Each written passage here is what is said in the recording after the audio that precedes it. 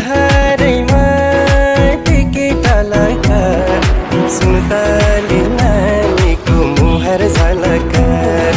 कश्मीरे पछौरी दार्जिलिङको रेल